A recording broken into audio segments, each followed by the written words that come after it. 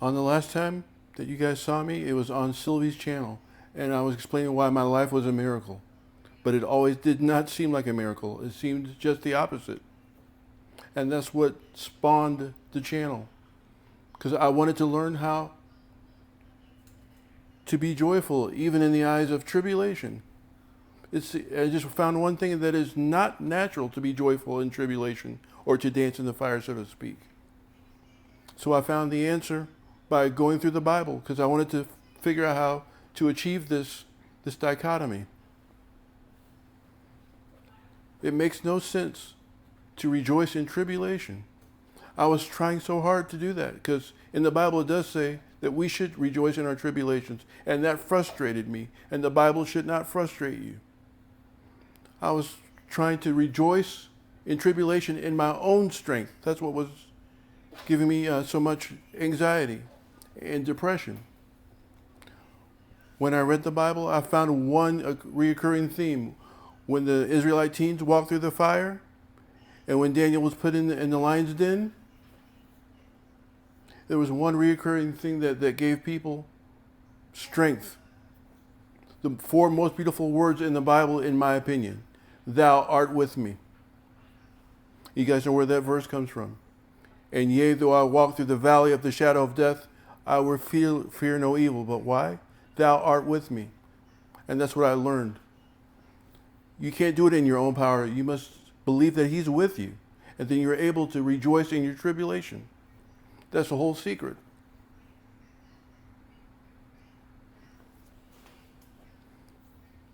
One of the things that bothered me most was that I could not be joyful. And knowing in this world you will have trouble, as I said, the rest of my life is going to be sad unless I learn the secret to this paradox of rejoicing in your tribulation. And the secret is, thou art with me, and knowing that He's with you even though you can't see Him. You have to have spiritual eyes to know that He's with you because you can't see with your carnal eyes. You must see through spiritual eyes to know that He's there in the storm. That was the secret why David was able to face Goliath. He knew that God was with him. Because no way in the world should he have won against a 9-foot giant. There's no way in the world that somebody should have survived, that Daniel should have survived in the lion's den. There's no way that the Israelite teens should have been smiling when they said they had to be locked in a fiery furnace. But they knew that God was with them, and so they would not kneel. That's the secret. Thou art with me. Believing it, not just saying it. That was my secret of getting through my tribulations. Knowing that God is with us, even though sometimes we don't feel like it. Faith tells us that He is. It's all about perspective. Looking at a situation, you might think in the natural, where is God? Even Jesus said, why hast thou forsaken me? So how much more are we going to be mistaken that God is not with us sometimes? Sometimes it's just natural to think that when you're going through tribulation. I know that better than anybody.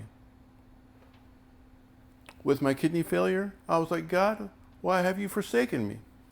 Not knowing the whole time He had ordered my footsteps through dialysis, allowing me to heal and allowing me to get a kidney in 3 days after being placed on the transplant list. He's always with you.